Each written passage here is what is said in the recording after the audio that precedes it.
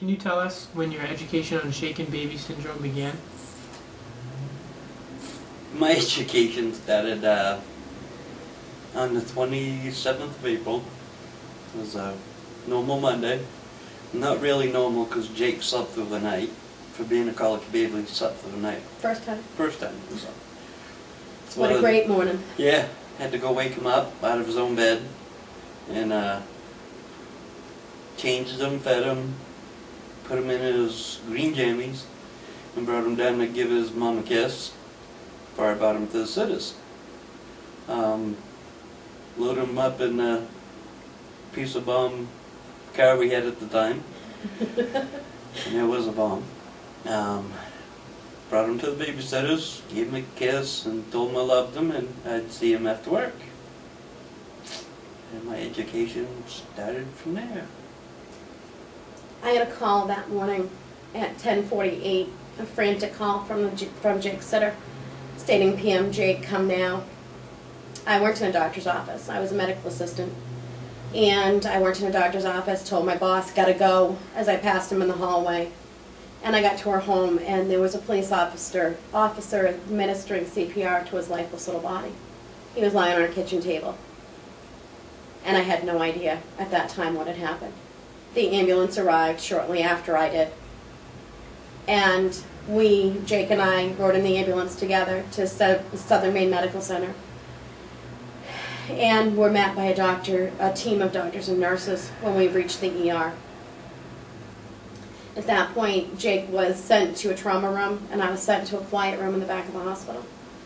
On my way to the hospital, I had called Davey and reached him to have him meet me at the hospital. We met each other there,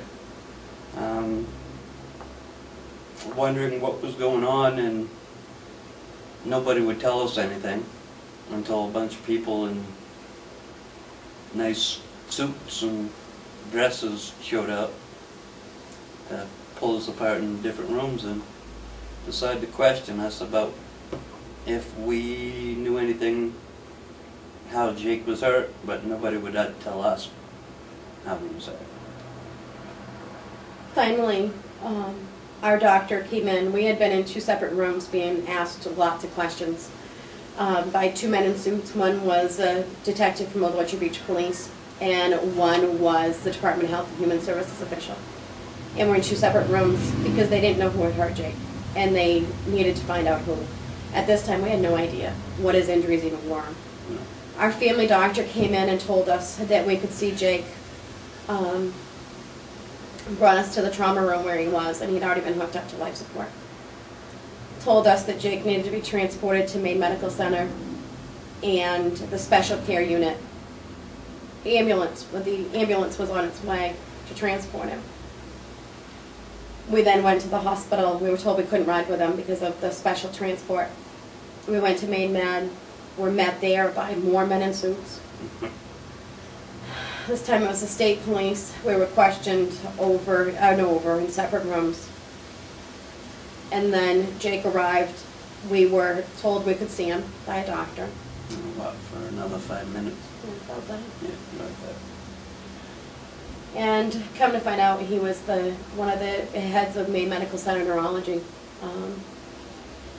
Told us that our child was going to die. He's a victim of child abuse. A child abuse expert would be in the morning to examine his body, and at that time his life support would be unplugged. He was so cold. They had that heat blanket on him. Just wasn't not a good education. Not one we ever asked for. No. That's for sure. No. The next day, the child abuse expert did come in.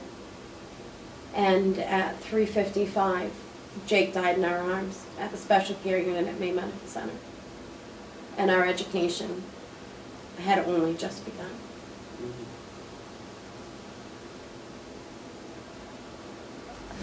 Don't shake, Jake. It's a big mistake, such a big mistake. Don't shake, Jake. There's a lot at stake, so much at stake. Don't shake, Jake.